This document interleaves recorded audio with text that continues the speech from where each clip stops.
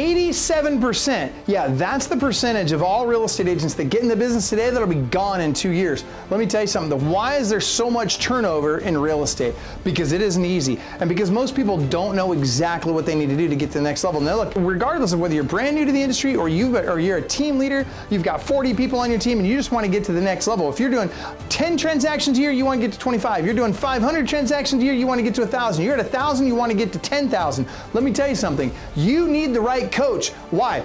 Because Club Wealth is the only coaching company on the planet that will literally guarantee that you will double your income or make at least an extra $100,000 your first year coaching with us, or we will give you 100% of your investment back. This is for people of all levels.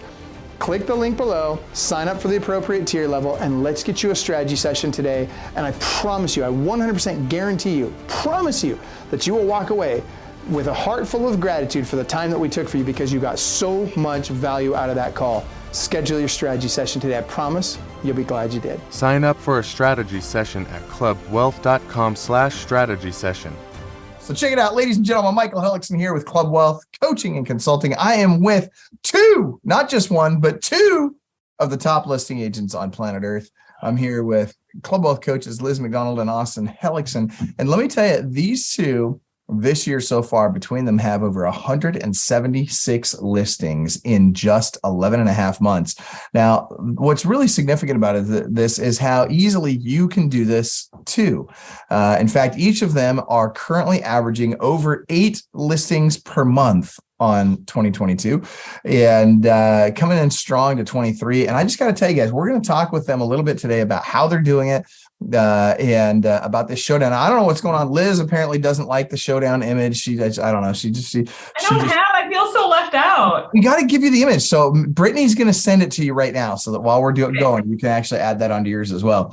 I'm totally going to both talk junk to Austin and be able to add a background image at the same time because that's how I roll. You're Liz McDonald, man. You're not just Liz McDonald. You're Club Wealth coach Liz McDonald, superstar listing agent Liz McDonald. You got this. So Brittany's sending that to you right now. All right. That being said, ladies and gentlemen, in the chat, I want you to type in your questions. What would you ask a listing agent who consistently has listed over 8 homes a month, not counting new construction, not counting REO, not counting their team, just them going on mom and pop appointments? And by the way, needless to say, this is Austin's first year as a real estate agent. He's in his rookie year. And Coach Liz McDonald has consistently done this and more each year for the last several years. I mean, it's insane how consistently she has been listing 100 plus homes per year. So that being said, I've got a few questions for you guys. First of all, let me just welcome you guys to Club Wealth TV. Coach Liz McDonald, Coach Austin Hellickson. Tell us, what in the world are you doing? And we'll start with ladies first. So Austin, you can go first. I'm totally joking. Ladies first, Coach. He's not tough enough to be called a lady. I shouldn't do that. That's wrong. That's so wrong. Right, Liz? Uh-huh. Yeah. So that being said, Coach Liz, tell us, how are you doing this? What is it that it takes to list 8 listings every single month? What are the lead sources? How are you following up? How are you converting? All that stuff.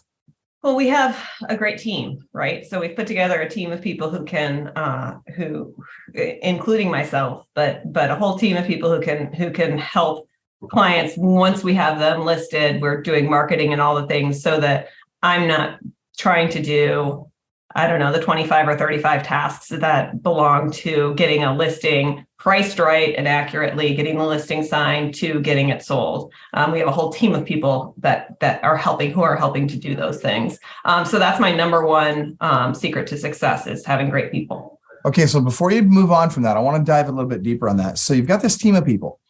And so you go out. Do they get you ready for the appointment? Do you get yourself ready for the appointment? Like what? Let's talk before the appointment actually happens.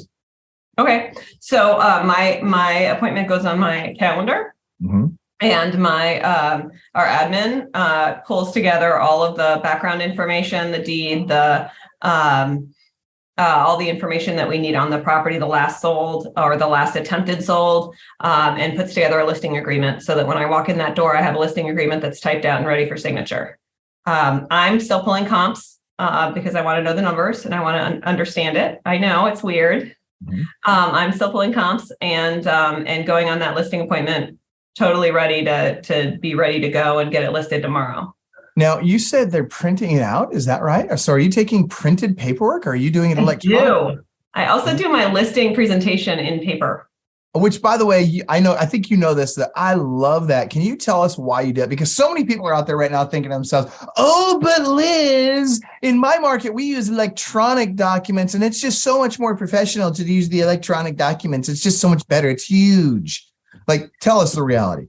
Well, so I have this giant orange folder that sits here and it sits in their house and they stare at it every day after I leave. And so giant orange folder is helpful. I want them to have a paper. So I guess electronics could go wrong. Like I could have, forget it or whatever, or have it disappear in the ether.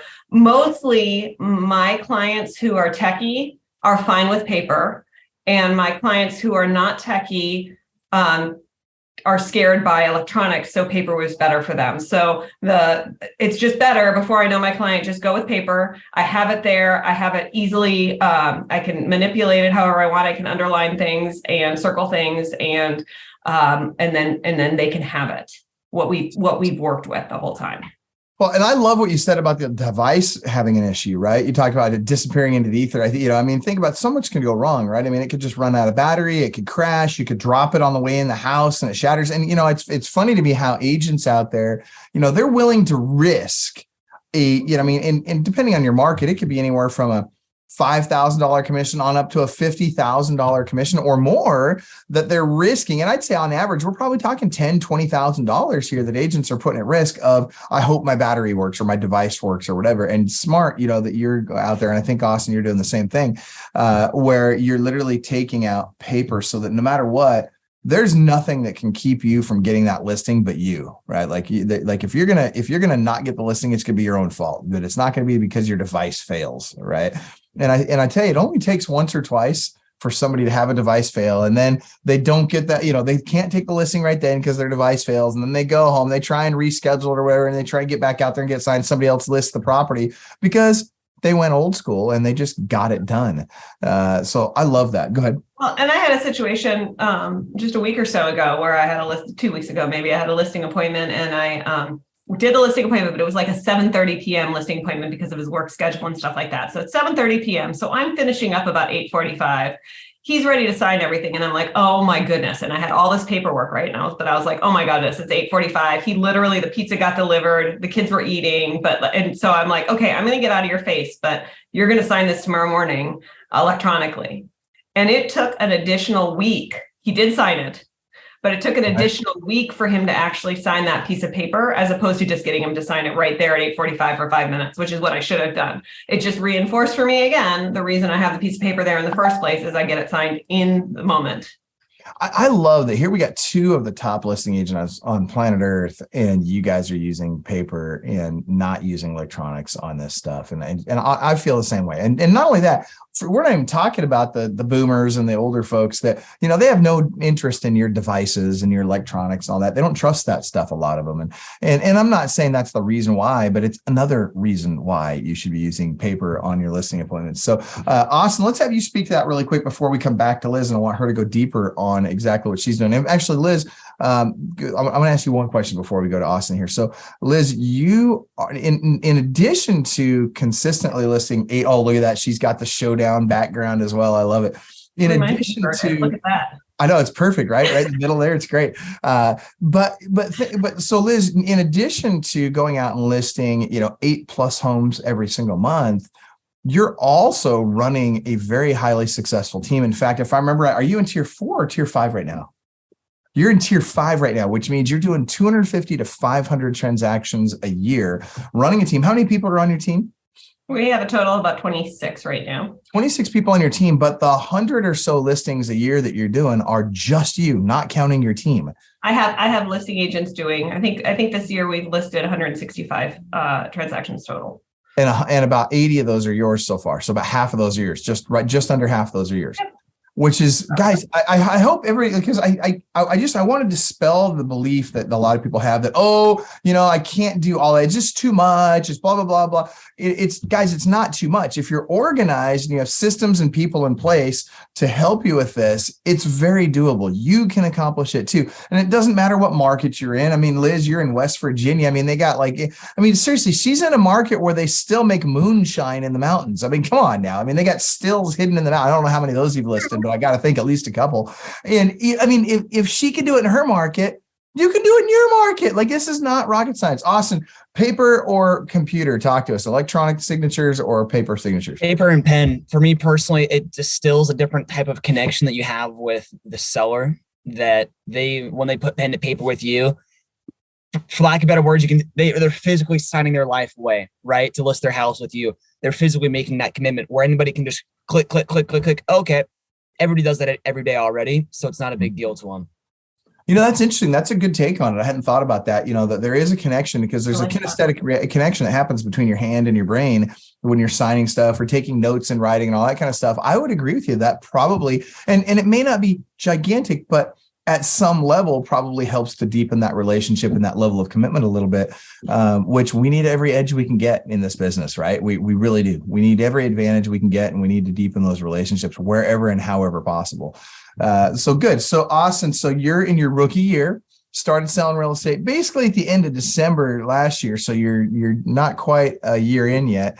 And in your first full year as a real estate agent, now you've got let's back up. Liz, how many listings for the year so far? We got a little contest going between these guys, by the way.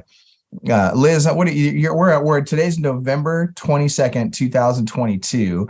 And Liz McDonald has listed, if I'm not mistaken, I'm at 86. 86 homes on the year so far. Freaking unbelievable. That is ridiculous. Guys, like, seriously. And Liz, look, I love you. You're brilliant. You're incredibly intelligent. You're beautiful. You're articulate. You're smart. You're the full package. So it's tough to compete with that. I mean, let's just call it what it is. And I'll be honest. We ran a poll, and pretty much like 90% of the people are team Liz, right? Like, they're all like, yeah, Liz is going to squash Austin like the little bug that he is. That being said, current standings, Austin's holding his own. Yeah, I'm kind of impressed. And it's funny because I feel like it's, the little kid poking the big bear, right? Like, you got Mama Bear over here, and she's no joke, man. Like, she'll just swat you with one hand and knock you on your rear end. I mean, that's just how she is. She's a baller. So Austin, where are you at right now? So again, first year in the business, 11 and a half months in, how many listings you got? 3 ahead of Liz, like right where I'll stay. Right where you'll stay? Oh, you mean you want to stay ahead, or you want to stay at 89? Oh, no, I'll stay 3 ahead. So I'm at 89 right now. Oh, okay. All right. As you would say, I should be at 90, but. Well, yeah, that was a mistake. So Austin had an appointment recently on a Saturday morning. And, he was having a man cold that morning. He was unable to attend the listing appointment because, it was only a $40,000 mobile home. And so he just gave it to Jacob, and Jacob went out and listed it like it was nothing. So you should be I would agree with you. You should be at 90, and shame on you for not being at 90. So go ahead, Liz. Well, I just, I think that that generosity with your team is a good thing, Austin, and you should just keep up that. Anything for you, Liz. I'll keep handing them off to Jacob. Whatever. Stop being generous and go get yours, brother. I'm just kidding. All right. Well, that being said, let's move on to some more questions here, because I want to talk about, there's really 3 keys to listing properties, and that's lead generation, lead follow-up, and lead conversion. Would you both agree with that those are kind of the 3 things that you've got to nail at a high level, right? Absolutely. All right, and I'm hearing that both of you now, Austin, I think leading up to the appointment, you're doing all the things Liz is doing. The only difference is you also have somebody else doing your CMAs for you. Is that correct? Yeah. So basically, I just it's appointments in my calendar. I say, hey, Maggie, I have X amount of appointments confirmed in my calendar. She goes in. She just gives me the packet. Say, hey, go on your appointment. And then in the car, I'm looking at the CMA to see how those look. Mm-hmm. Okay. And then both of you, when you go out and take the listing, correct me if I'm wrong, but you come back and you hand everything off, and you're pretty much done with that listing at that point, unless the person needs to be reclosed, or you just call in to see how they're doing and get some referrals. I sometimes actually go wha-bam as I'm passing it off. Wha-bam. I like it. I like that. Like, boom, here you go. I like that. So, okay. So, but am I correct on that? Like do you guys have any more contact than what I described post listing? I do. Tell us about it, Liz. So these are my clients. Mhm. So my listing coordinator is scheduling photos. She's making sure that everything's in place to list. She's getting the sign in the yard, the lockbox on the door, because I don't bring the lockbox with me usually, although I always have one in the car. I'm doing a weekly follow-up with my listing clients. So they're hearing from me every week from me. In addition, they're going to hear from either my listing coordinator or from my transaction coordinator, depending on whether they're still listed, or once they go under contract, they'll start hearing from my transaction coordinator as well. So that additional level of customer service and of connection has been really important in communication. So you and your transaction coordinator or listing coordinator are contacting the person each week. What day are you doing it? What day are they doing it? So the reports go out on Tuesdays. Uh-huh. So we collect all the feedback from the showings. It goes out Tuesdays. I'm reaching out generally on Wednesdays if I haven't talked to them already. Often they're calling me with questions, and that's okay too. If I get to a Friday, usually if I get to a Friday, this is the reason we did this, is because we'd get to a Friday, and Friday afternoon at 3:30 or 4 in the afternoon, Liz would get a phone call about all the nerves that client had that week. Mm-hmm. And at 4:30 or 5, I'm not really equipped to deal with it anymore on a Friday. Mm-hmm. So if I call them on a say a Wednesday, I'm dealing with all the nerves up ahead of time, and then we're all good into the weekend, and then again to the next week. And by then they've gotten the reports, they've gotten the feedback, and then we can actually have a conversation about it. And so assistants calling Monday, Tuesday, you're calling somewhere like Wednesday, Thursday, basically. Correct. Okay. Love it. That's great stuff. Austin, how about you? Similar. We ask the clients how often they personally want updates on our checklist. We have every week, every other week, or only when we have a buyer / have an offer. Mm-hmm. So that way the clients have, again, options. And if they want the calls for the nerves, etc., we'll give them calls, but also we don't want to be overbugging them. If there's like, sell my house, I really don't care. Uh-huh. Okay. Yeah. And frankly, I grew up in this business with the knowledge that the number one complaint about realtors is lack of communication. And I'm guilty of it sometimes, right? We get busy, nothing's happening. Like, we're not going to communicate with our client because there's nothing to communicate. What are you going to say? Still nothing? Have a nice week. Still nothing. Have a nice week. Still nothing. Have a nice week. Well, I started doing that, and the just making sure that they feel like they're getting paid attention to, and they're not just another listing, has been really valuable for us as far as getting the referrals down the road. I was going to say, especially if you're dealing with an expired or, somebody that's had an experience, especially recently with another real estate agent, you're going to stand out in a big way because you're over communicating. And I like that. And I would encourage everybody watching this, including Austin, I would encourage you guys to over communicate. I think that's a really big deal, especially for referrals down the road. So let's back up. Let's talk. Okay. We got, again, lead generation, lead follow, lead conversion. So let's talk about lead generation. Where in the heck are you guys getting all of these listing leads? Are you calling expireds, FSBOs, cold calls? Are you buying leads? Are you advertising on Facebook? Like, where are you getting your leads? If you had to say, other than referrals, what are your top 3 lead sources? And either one of you can start. GeoPoint data, triggerlistings.com. And then the third one, we don't have an affiliate yet. I'm not sure if you want me to mention that one. What's the third one? Compass. Oh, we're working on that one. That's exactly right. The Compass data, great lead source.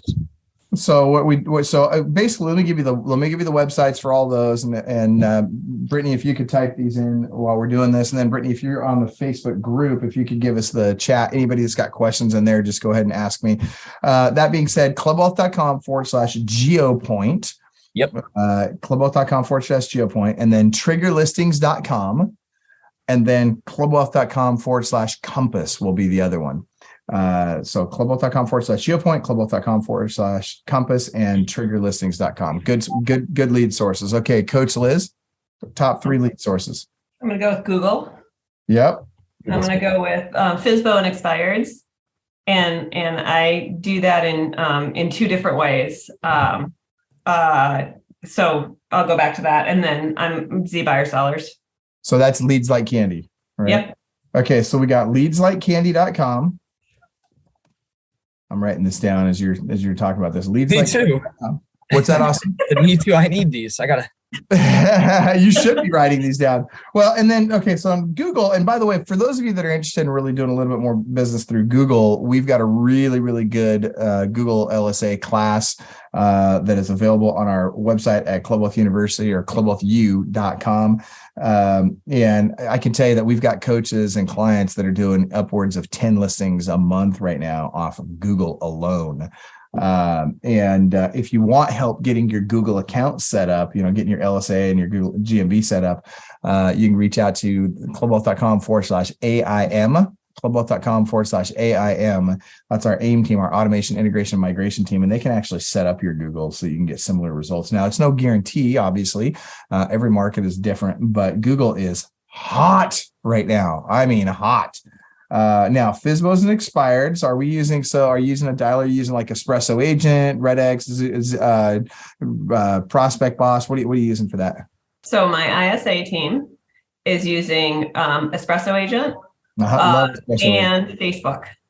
We're getting between the marketing of listings that we're doing on Facebook right now, and then the FSBO targeting we're getting an appointment a week off of Facebook right now. That's substantial. Talk about that if you don't mind. If you would put earmuffs on, Austin, I would sure appreciate it. I'm going on Facebook Marketplace right now. I'm trying to figure out for sale by owners on Facebook. I've never thought about that. Talk to us. Well, there are a lot of for sale by owners on Facebook who are, they didn't know where to go, don't know who to talk to, so they're going to throw it on Facebook. Now, some of those people hate realtors and don't want to have anything to do with you. Great, those aren't your clients, but there are a lot of people who just didn't know where to start, so they're starting on Facebook. So, well, but to your point, I mean, here's what I love. And by the way, how many lead sources? I just want you guys to each tell us, how many lead sources do you suppose you have that you're getting at least an appointment a month out of?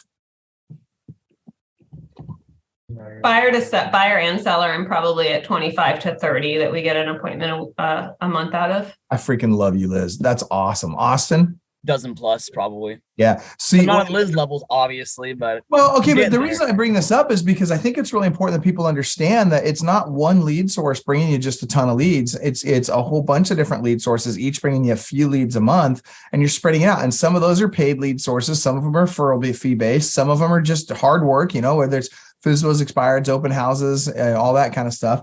But it's a plethora of various lead sources.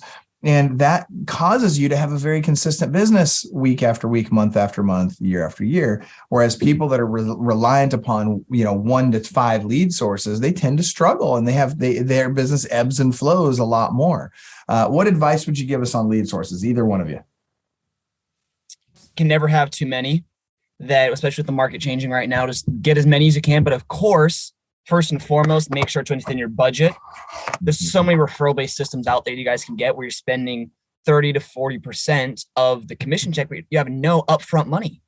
But Austin, 30 to 40%, I would never pay a 30 to 40% referral fee, says the broke agent. Great, I will. Thank you. Less leads to you, more to me.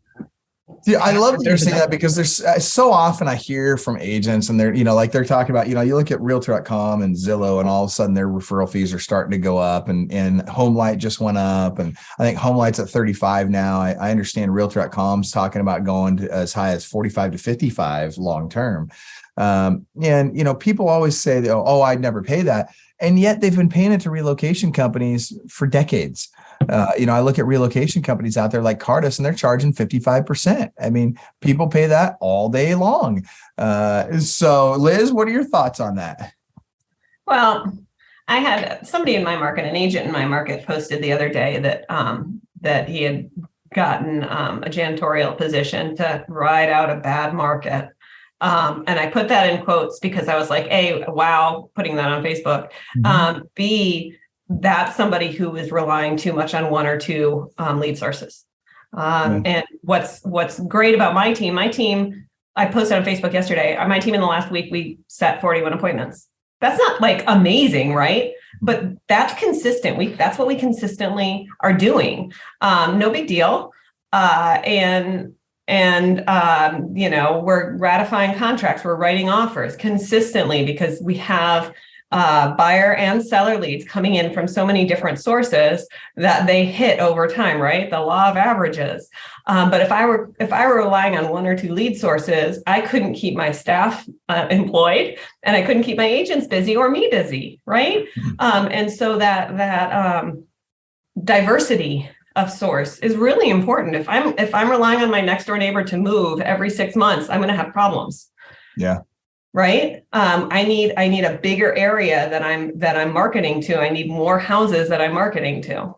Oh, and we're going to go into geographic locations in a second here. Hold on. So I'm going to go large area. I really want to hit on that in just a second. Before we do, I want to step back for a second. Erica Anthony in the comments was asking about that for FSBOs and expireds using something like Espresso Agent or RedX.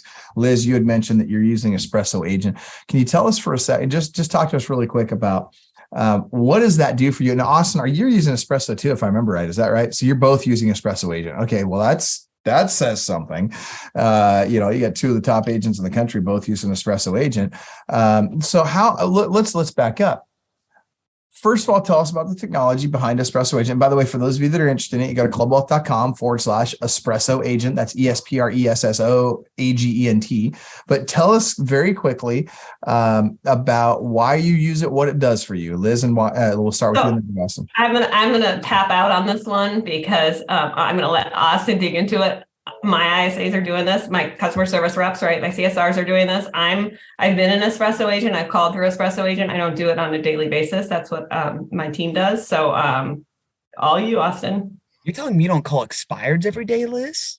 Anyway. It sounds to me like she doesn't need to because she's got a team in place. Maybe that's, I mean, you could say that's, that she's not as aggressive as you, or you could just say she's smarter. I mean, either way, I mean, I'm just giving you time. I love you, buddy. And your team call the expireds. Anyways, no, so Espresso Agent, I really do love it. So we use it for the canceled and expired specifically. One thing I love that Espresso Agent does that I'm not sure if other similar type of companies do is their neighborhood search. I'm not sure if Liz uses that, but literally you just type in an address and it'll give you 3 or 4 phone numbers for who it might be. I love being able to look up your Z buyers, your trigger listings, etc. when they give you bad contact information, and you get refunds and you can still contact that lead and be able to talk to the person. Or you're just like, dude, that's a nice property. I wonder, maybe my folks want to buy it. Look up the address on Espresso Agent, like, oh, there's a phone number for them. Well, let me call the owner. It's a really nice backup reverse lookup system as well. I love that. I'd love to have you train my CSRs and my agents on that, Austin. It's an extra. I will. Well, we can do that when you're up here in Seattle this spring, but it's an extra $140, I think, just for that part specifically. Per month, per person, or just total? For the, I think it's for the platform, but it's like 750 lookups for that. Okay. All right. So let's back up. So let's talk about perfect daily schedule really quick. So what, you guys, so obviously you're doing a lot of lead generation. I'm guessing that means you're both making a lot of phone calls. What I'd like to know is how many hours of calls are you making a day? How many people are you talking to? How many calls are you making? How many people are you talking to? How many appointments are you setting every single day? Let's start with Liz. Let's go back to the janitor agent who, here's the thing, we all got lazy for a couple of years. Mm-hmm. We just did. Or maybe not lazy, maybe overwhelmed, right? We didn't necessarily want to have more appointments or more to do or more showings because we are all going to be writing 45 offers for the same buyer until they finally got one. And it was a lot of work. Let's be honest. Mm-hmm. Like, it was hard. We had a hard couple of years. And so we got out of good habits. I'm me as much as anybody. And actually, Austin, I think the fact that you're a brand new agent this year has been so clutch for you because you're starting by doing the right things when all the rest of us have gotten out of the habit of doing the right things. Mm-hmm. So I'm going to start with that. I ideally am doing 2 hours a day of calls. Yep. That's ideal. And I don't hit that every day, and I should. Yeah, well, but go ahead. Well, I was going to say, during those 2 hours, how many calls do you suppose you're making? And first of all, who are you calling? And then how many calls do you think you make? How many appointments do you set from that? How many calls, contacts, appointments? I'm I don't like that question because I'm not doing as good a job of it as I should be. So, Okay, but okay. here's the thing: is But Austin. that's fair. That's honest. Right now, I'm very on. Yeah, I'm like tell you straight. Yeah. Austin's ahead of me right now. I was on vacation for a week and a half. This is Thanksgiving week. Just wait for December. But I'll tell you, so 2 hours a day of phone calls is to people I've been on an appointment with in the last 3 years, to people I have, I think might be coming for one reason or another, if they've reached out or whether they've hit a button somewhere. So somebody in our pond who's a seller lead. Follow up on more recent appointments. I am going to do follow up in those 2 hours, Michael, and I know I shouldn't. It should be the next 2 hours, but oh well. And then circling back to anybody who canceled or expired in the last ever. And what's go ahead. But I have a deep pool to pull from, right? I've been in the business for this company's been here 5 years. I've been in the business for 12. I've been around, so I have a deep pool to pull from for that. And Austin, your referral business is going to start being incredible. Because the number of people you're touching right now. Yeah, you're right about that, Liz. It's really that's how you build the momentum, right? It's touch as many people as you can, as frequently as you can, as fast as you can over a long period of time. And that starts to develop some momentum. But what's really nice is when you hit that momentum, you get to where Liz is at, you hit that momentum, and that momentum just carries forward, right? It's like getting a locomotive going down the tracks, right? It takes a lot of energy to get that thing moving. But once you get it moving, the inertia alone keeps it moving. And all you get to do is just put a little bit of energy to keep it at that rate. And if you continue to pour energy in like you are right now, Austin, then you'll see that thing start to even move faster and faster and faster down the tracks. The one key I would throw out there, though, is make sure that you don't derail the train by burning yourself out. But that being said, that's really important, and don't skim over that, Michael. That's really important. I mean, I just walked into my coffee shop next door, and one of my clients is there. And it's some people would call it a former client because I sold this property 6 months ago for more than he thought I could, way faster than he thought I could, and communicated with him the whole time. So he's really happy about that. And I said, how's it going? What's going on with your business, blah, blah, blah. And he said, it sounds like things are tough for you guys. What's up with that? Why does everybody think things are tough for us right now? Right? Yes, we have to get back to the basics. So stop telling everybody it's hard. I agree. So although it helps me to stand out to be able to say, we're just back to basics. This is a more normalized market. And that's, so we're just doing the things. And he said, well, you've got a 5-year runway with your company. So I know you'll do just great. Right. And you've got all our business and you've got all our referrals forever. Is what he said. Right. Because, but if I had said, oh yeah, it's really tough. It's so hard to sell things right now. It's, I can't sell things for what I'm listing them for. And if the buyers have all the leverage and whatever the story is that the news is telling, and, it's a terrible time to buy, it's a terrible time to sell. Not true. None of that's true. But if I were telling that to the world, it's really hard for them to be like, oh, I have a friend who you should help. Yep, that's right. Because you're positive and listen, people are attracted to people that are positive, right? If you're negative Nelly all the time, nobody's going to be attracted to that. They're going to be turned away from that. As you were describing that, I was picturing Alec Baldwin saying, yeah, real estate, it's a tough racket. I remember from Glenn Ross. That's a great scene. It just reminded me of that because that's the truth. How you perceive the market is how your clients and people around you are going to perceive you and your business. If you perceive it with enthusiasm and optimism, guess what? They're going to perceive you with enthusiasm and optimism as well. So that being said, let's come back. So Liz, how many appointments per day are you setting right now? Pretty consistently. I am going on about, let's see.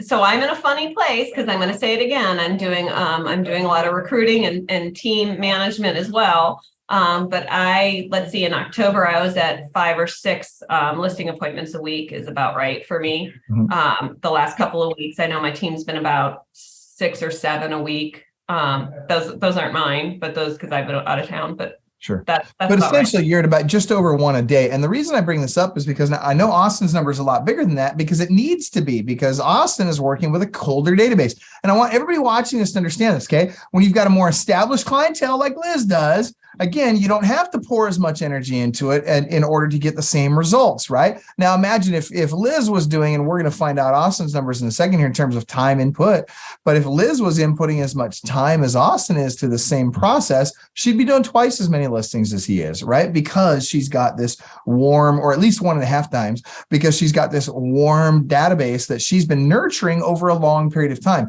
So go ahead. I would absolutely be doing twice what Austin's doing. Well, yeah, Prove it, Liz. Prove But it. I'm also clear that that is not necessarily the best use of my time where I am in my business right now. That's so right. I need to do just enough to beat Austin.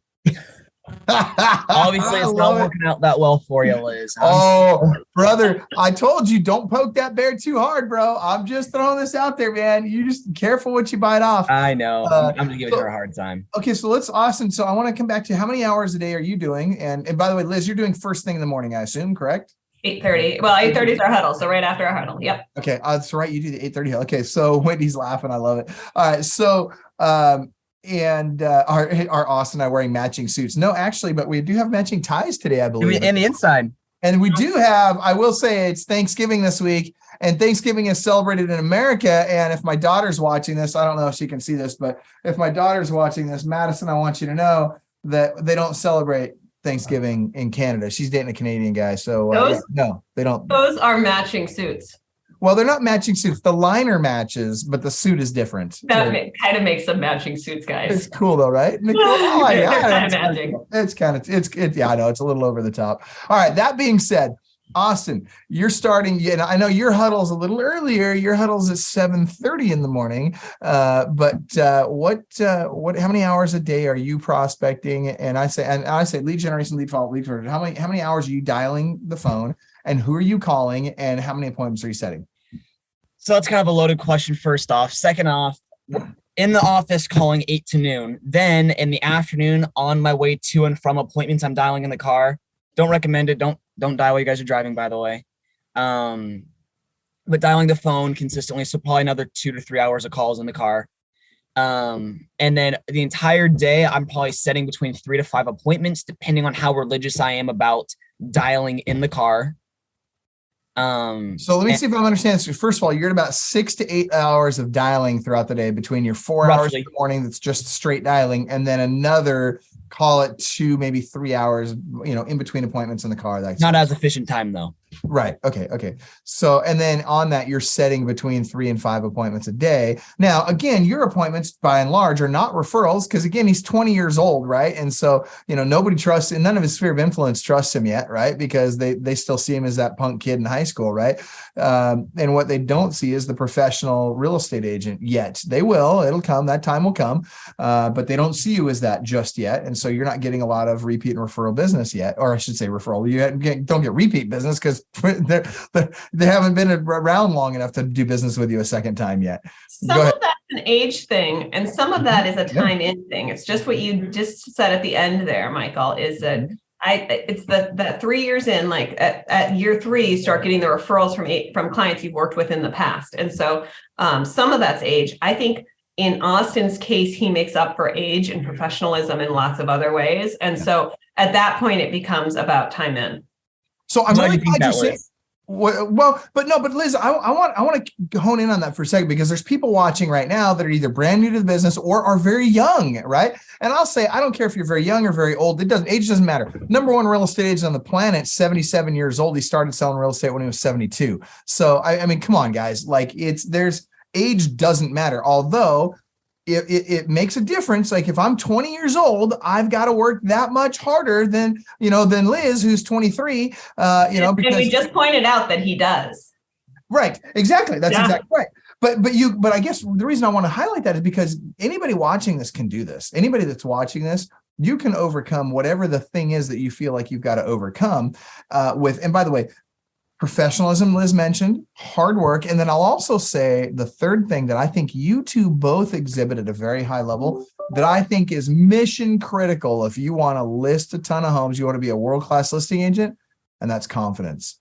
I think you two both exude confidence, and you guys walk in and you own every appointment. Now, tell me if you feel I'm wrong on that, or if you feel like that's important.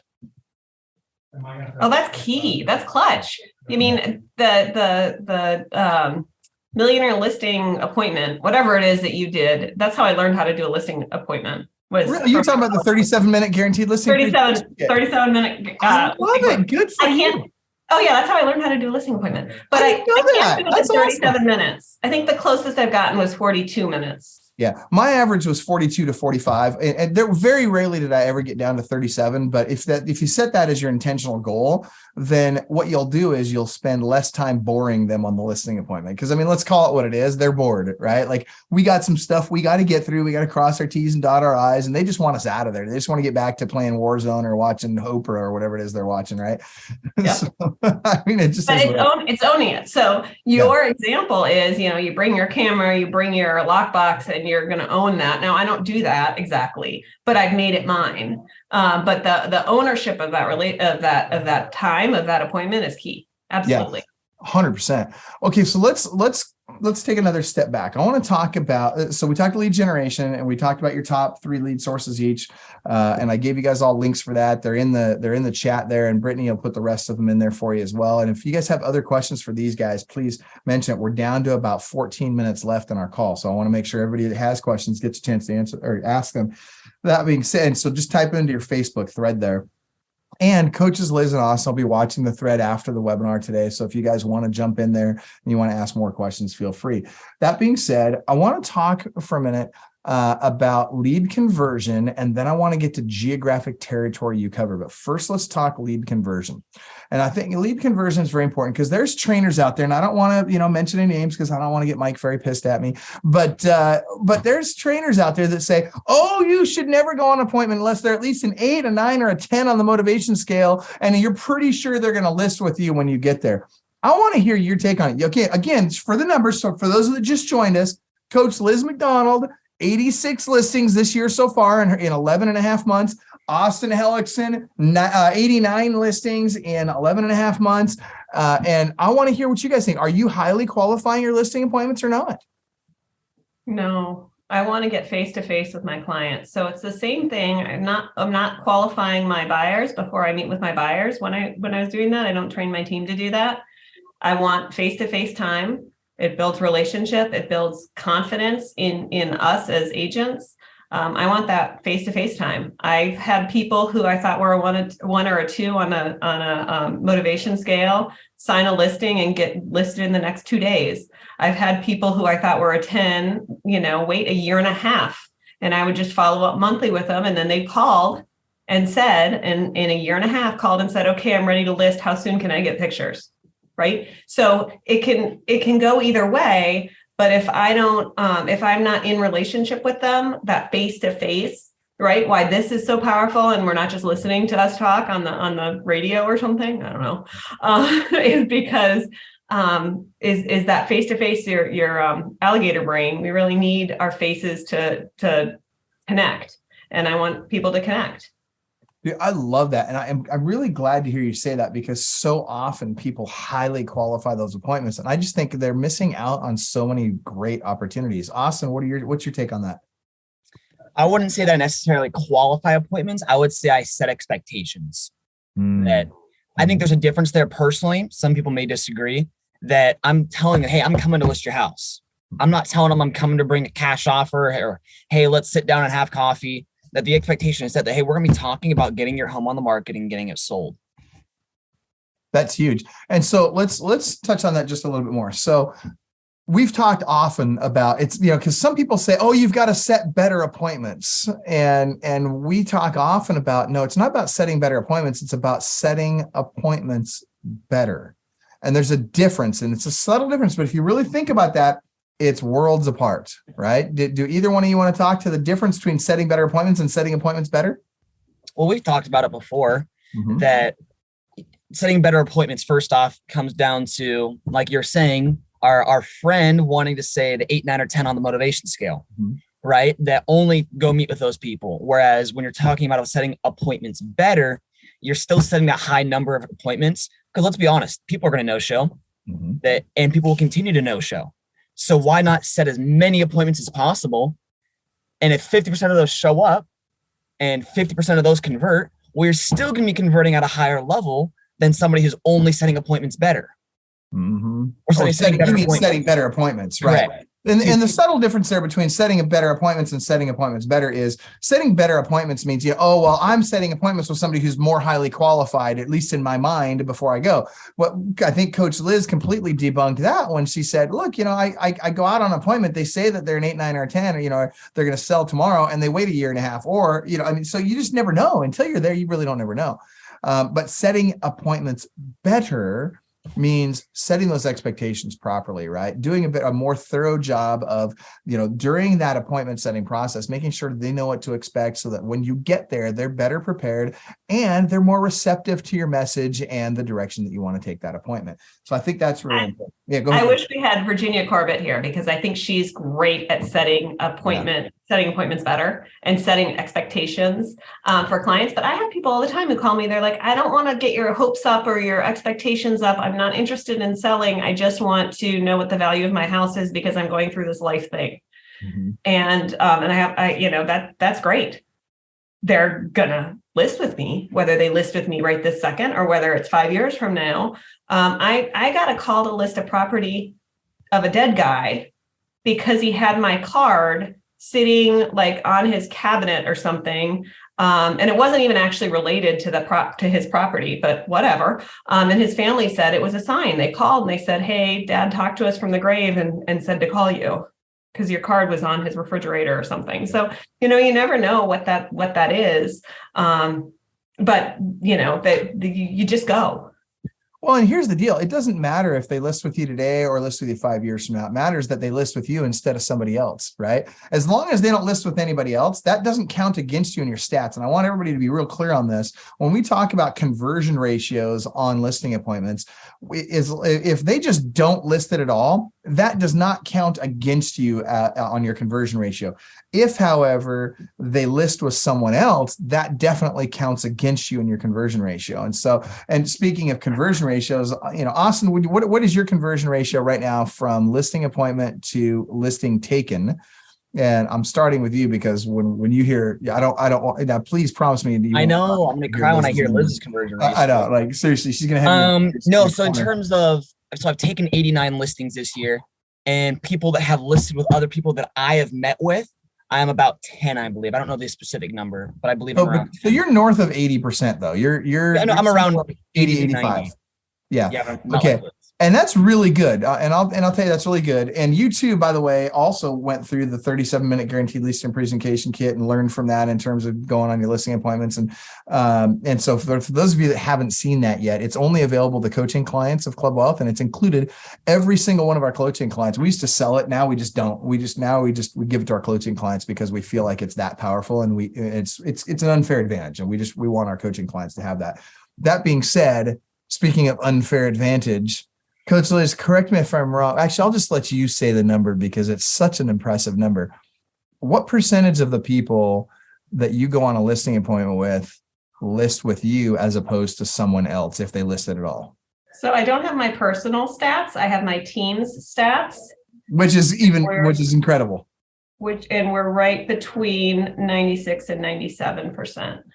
96 and 97%. That's ridiculous. See, and that's better than I was. I was at 93%, which I thought was really good until I heard Liz's number. I'm like, oh my gosh, she's killing even me.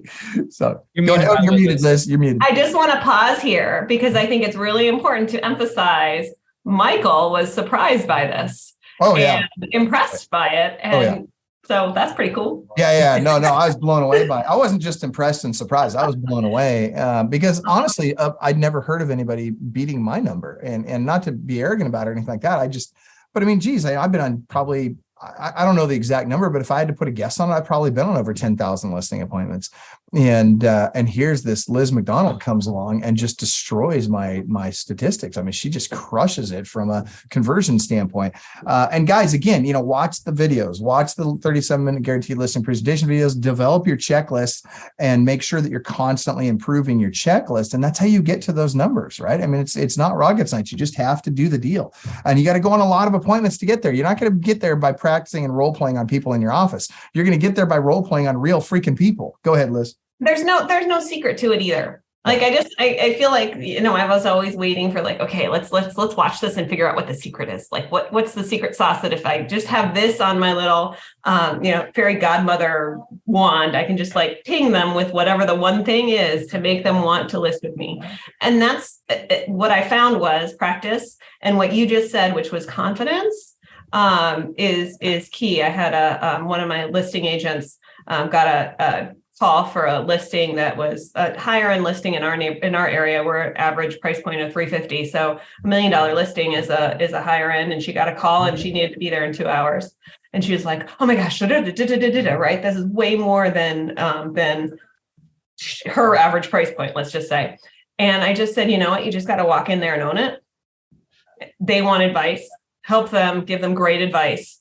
And she got a follow-up email from them the next day. They signed on the spot, and they followed up with an email yesterday. And they said, we feel like we're in such great hands. We're so grateful you came in. You obviously had the confidence that you can sell our property for what we want to sell our property for. They used the word confidence.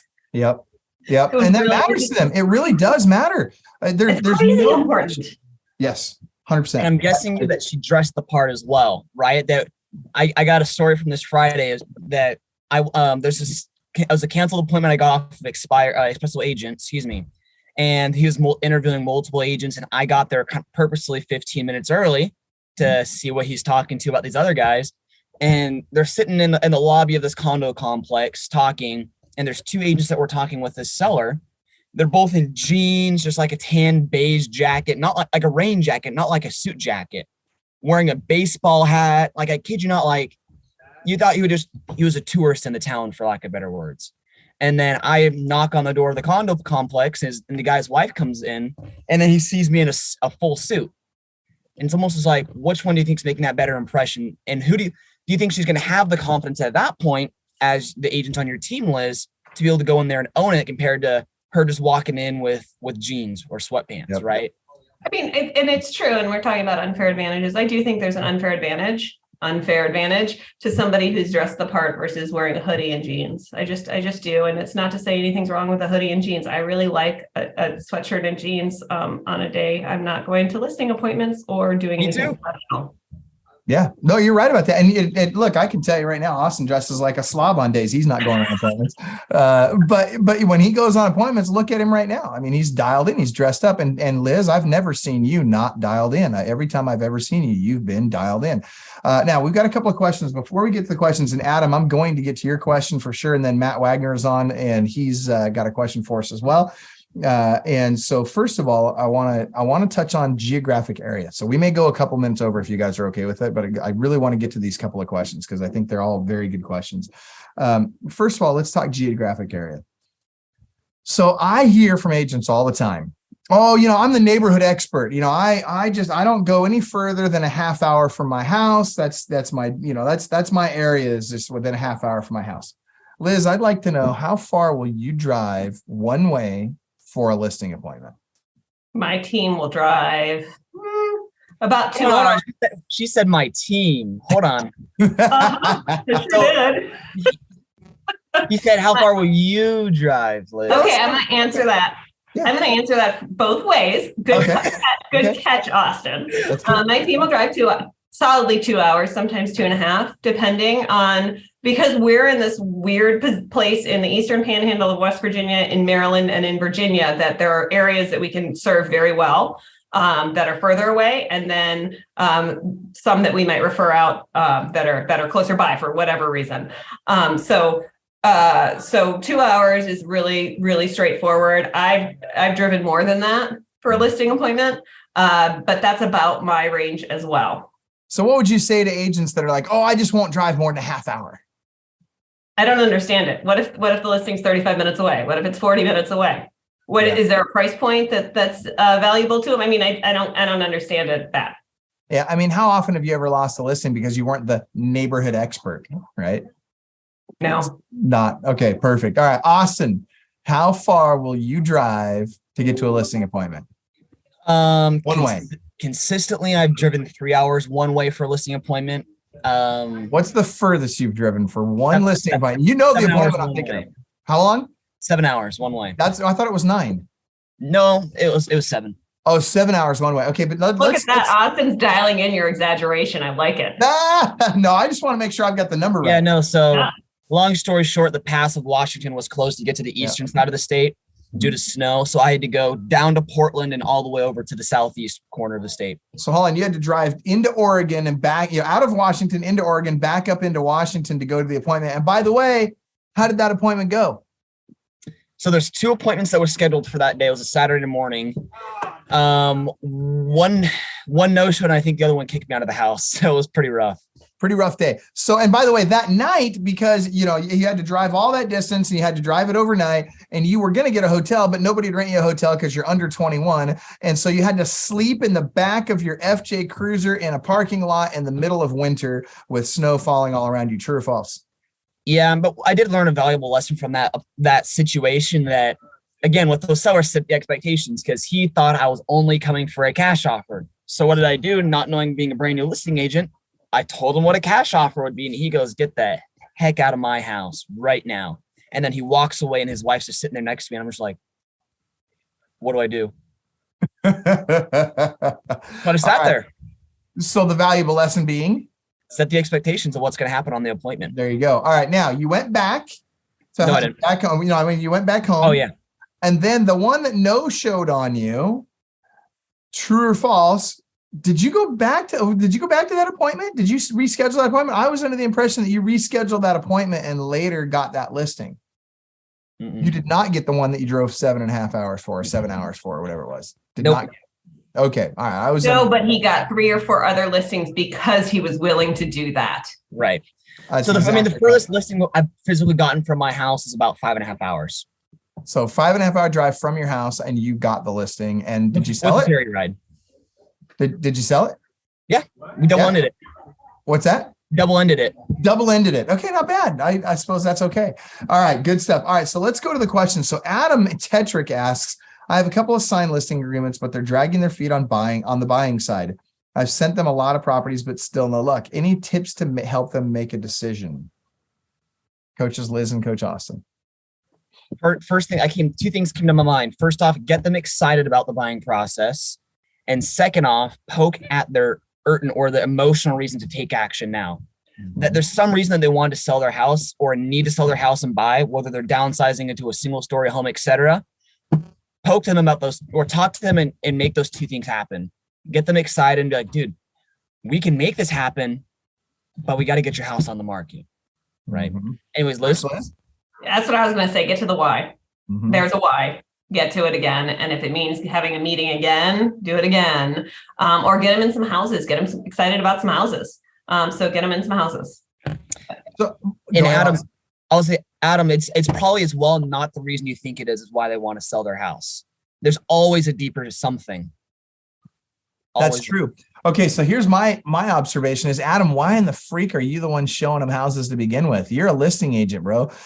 You're either a listing agent or a buyer agent. I hear this from people all the time. Oh, but Michael, I work with both. And I'm like, great, you're a hide-a-bed. You suck as a bed and you suck as a couch, right? Like, figure it out. Like, be the best at one thing. I'm looking at these 2 right here. Hey, Liz, how many buyers do you work with on a regular basis?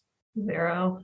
Austin, also 0, right? I mean, you guys, like, if you want to be the very best that ever was, you got to be the best there ever was at that one thing. Specialize in the medical profession, any profession in the world. Specialists always make more money than generalists. So Adam, what I would suggest is get a buyer agent on your team and have that buyer agent who's really, really good at working with people. Because here's the reality. I'm looking at Liz and Austin, and as nice as they both seem, they both lack a particular quality that buyer agents need to have. Can you guys guess what that is? It's empathy. They don't have it. They don't need it. They don't want it. It's not, a listing agent shouldn't have empathy. A listing agent needs to be a snarly pit bull with an attitude. You need to get in there. They want the person that's going to go fight for them and get them what they want in the time they want with the least amount of headache to them. That's what they want. Now, as a buyer, they, instead of that snarly pit bull, they want the golden retriever, right? They want the person that's going to be super nice to them, that's going to be patient with them, that's going to take their time with them and not pressure them. And that's two different people. Coach Liz, you were going to add something to that. I think we have empathy when we need to have empathy. I think that we can sit in an appointment, sit in a go do, build rapport, build relationship. But I don't need to, I mean, I don't need to know whether, you know, you really care if it's Formica or granite countertops. Like,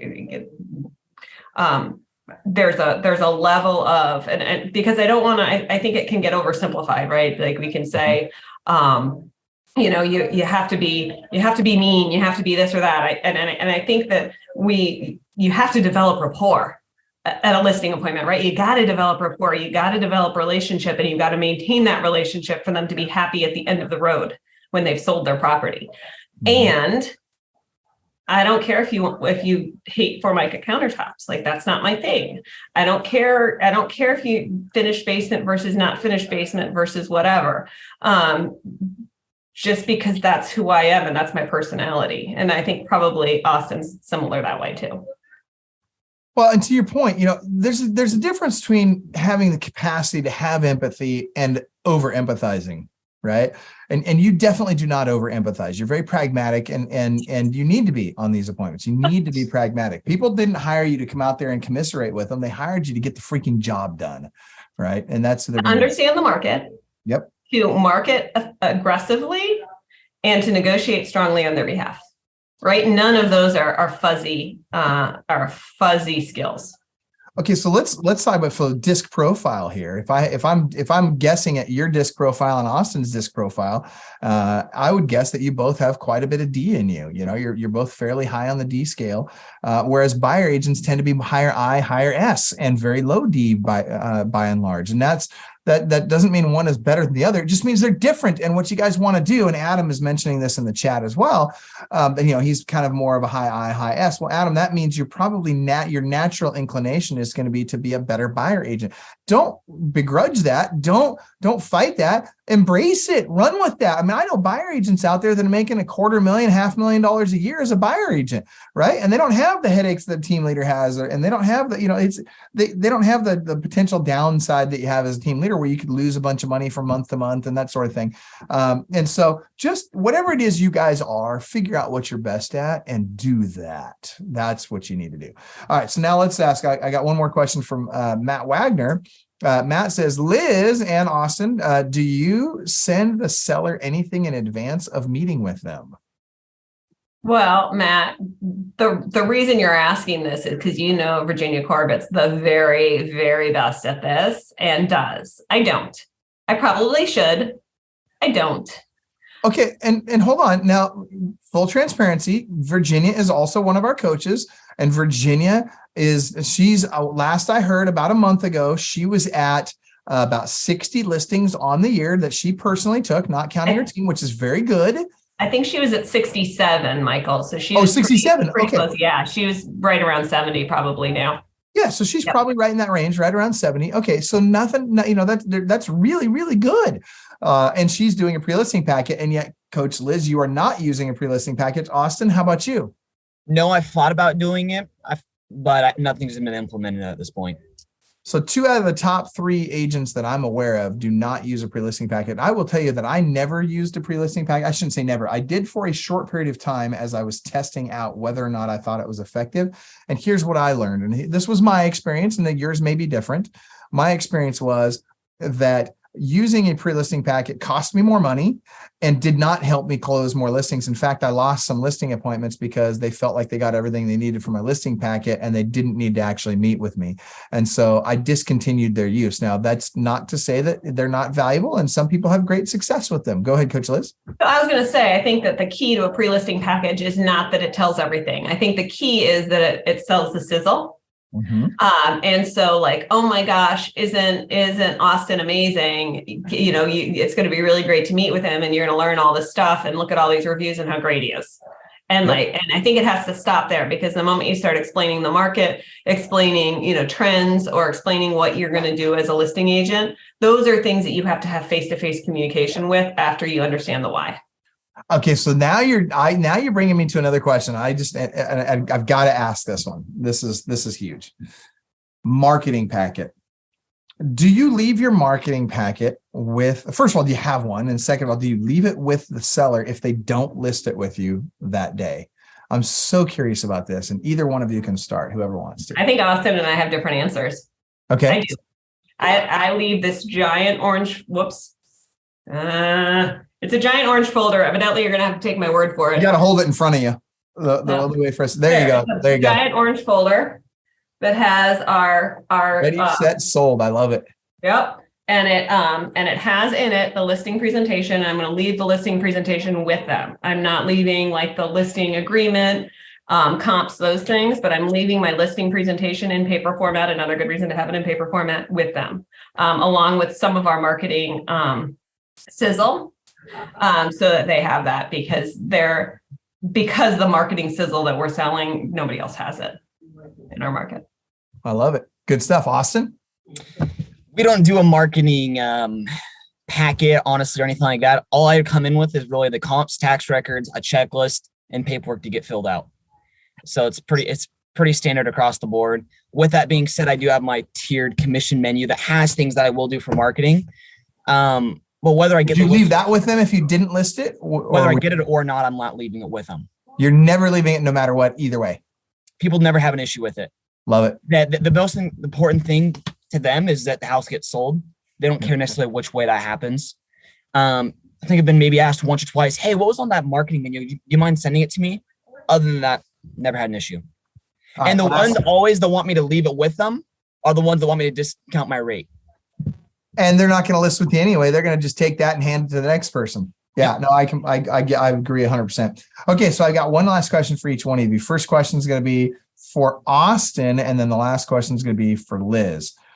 So Austin, what is it you feel, and this is coming from questions people had asked in one of our other posts about this listing agent showdown between you guys that ends, by the way, December 31st.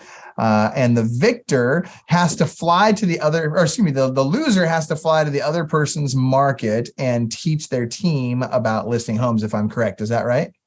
Yeah, I can't remember what time or when we're planning for Liz to come up here. But... Oh, that's so cute. I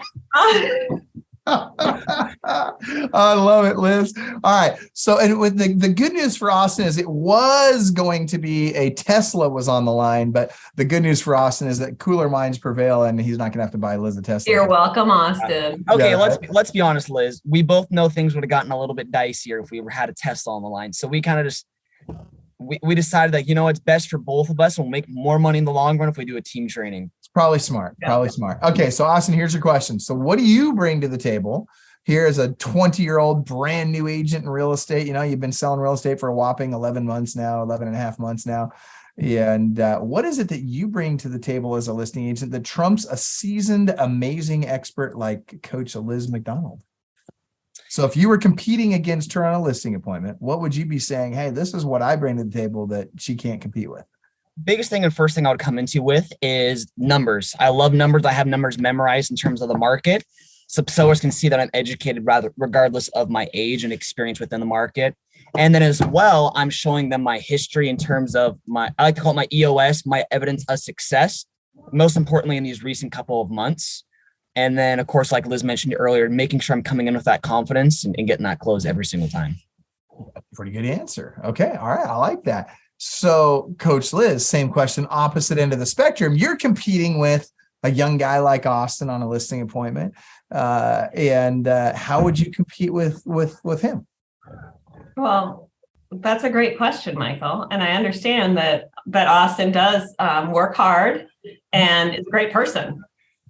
What I have is I have a team that can help in any situation, but really, really hones in on pricing things right, marketing correctly and to the audience who's going to pay top dollar for your property, and negotiating very strongly on your behalf, all while really communicating to make sure that you know what's going on all the time. Dude, I'll tell you right now, you guys would be formidable adversaries for any listing agent out there having to compete with you. And I feel sorry for anyone that's got to go up against you guys on a listing. So I love you both. I'm so happy that you guys have done this challenge. And I really appreciate the time you've taken with us today. You guys truly are among the best that this industry has ever seen in terms of listing agents. And you both have a long career ahead of you. And I'm really excited to see where your careers take you. And you know what Robert mentions, he says, Liz doesn't need a team. She's a baller or beast all on her own. And Robert, I agree with you. And he's like, hashtag Team Liz. I love it. That's awesome.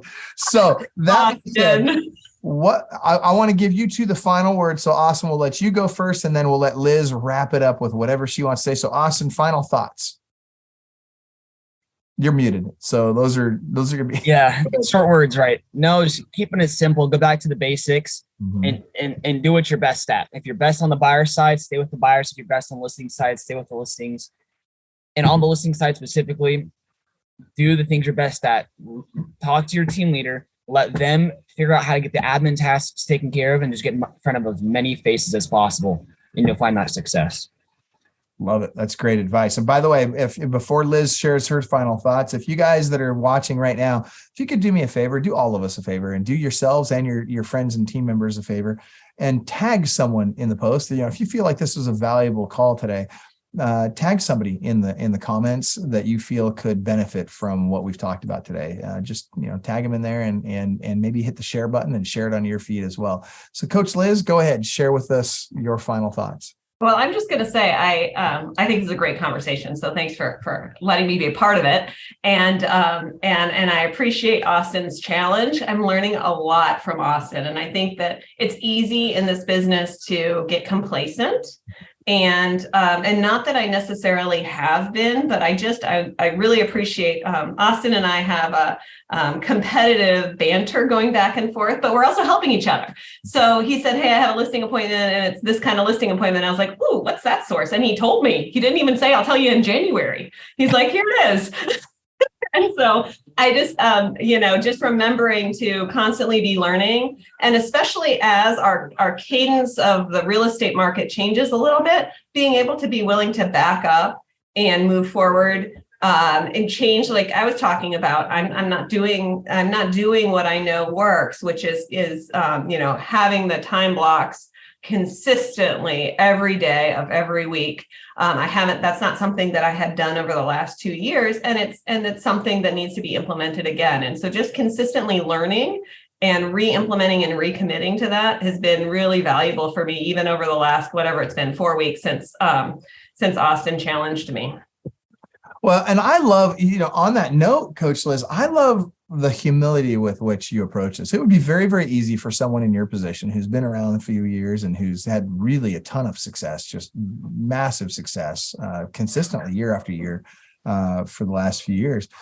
It'd be real easy for someone in your position to cast aside or to ignore, a 20-year-old kid who's brand new in the business. And, what can I possibly learn from some 20-year-old kid, right? And yet not only have you embraced the opportunity to learn a thing or two from him, you've shared massive amounts of valuable information with him that has helped him as well. And that's really the spirit of Club Wealth. And it's you got these people that are really, really good producers that are just doing great business, that are super humble, the nicest people you ever meet, the kind of people you want your kids around, right? I got my kid on the call and I want him around Liz, right? Because Liz, you're that person. And I'm so looking forward to hosting him as he comes and trains my team. It's all friendly competition after everything's all said and done. We're helping each other. Yeah. But we're excited to see her in Seattle. I mean, you guys, I love it. If you think about it, I'm probably 2 weeks ahead of her right now in terms of listings taken. Well, let me just tell you though, knowing Liz, she can get 2 weeks of work done in about a day and a half. So if I were you, I'd stick that pedal to the metal and get rolling there, Austin, or she's going to run right over you, brother. What's the most listings you've taken in a week? I'm just curious. I don't know. Recently, probably 6 or 7. That's substantial. That's a good week. Wow. I've never had more than 4. Did you better get going, bro? All right. Well, that being said, for those of you that have not done so yet, get registered for Listing Agent Bootcamp. You can come see Austin and Liz. Both will be speaking at Listing Agent Bootcamp in April. I believe it's April 4th and 5th. If you go to clubwealth.com/LABC, Brittany, if you want to put that in the chat, it's clubwealth.com/LABC. Get your tickets now. It will sell out. There's zero question. We know this event's going to sell out. And if you get the opportunity to sign up for VIP, because they'll both be in VIP. And if you want to be able to sit down and have lunch with Austin or with Liz, then you need to be in VIP, because that's where they and the other big producers will all be. But you two, I cannot thank you enough. I hope you both crush it and really pedal to the metal toward the end of the year. I'm not picking a team. I'm team both of y'all. I want you both to do really well. I think you've already pointed out that there's familial ties that require that you better be one direction or another, and I think that's fair. Michael, he needs poor little Austin needs all the fans he can get.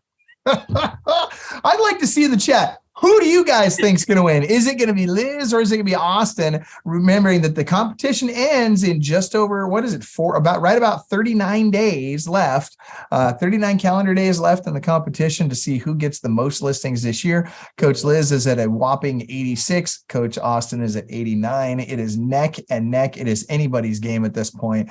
So type in, are you team Liz or team Austin? And I know I can't, I'd love to see, okay, we got some people commenting. Hey, I got a couple of Austins.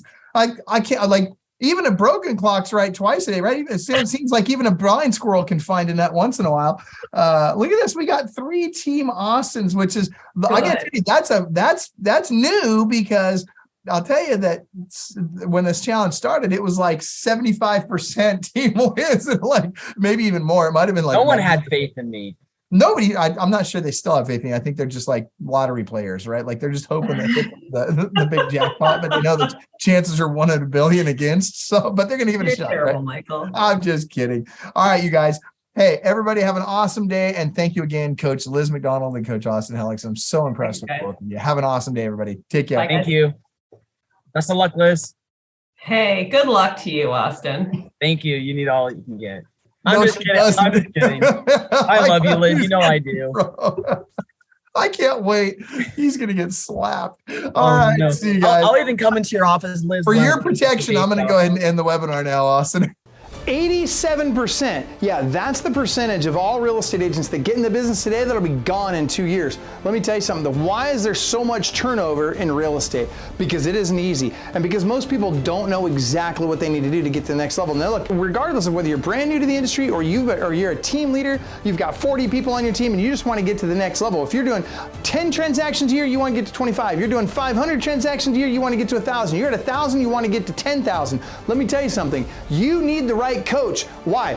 Because Club Wealth is the only coaching company on the planet that will literally guarantee that you will double your income or make at least an extra $100,000 your first year coaching with us, or we will give you 100% of your investment back. This is for people of all levels. Click the link below, sign up for the appropriate tier level, and let's get you a strategy session today. And I promise you, I 100% guarantee you, promise you that you will walk away with a heart full of gratitude for the time that we took for you, because you got so much value out of that call. Schedule your strategy session today. I promise you'll be glad you did. Sign up for a strategy session at clubwealth.com/strategy session.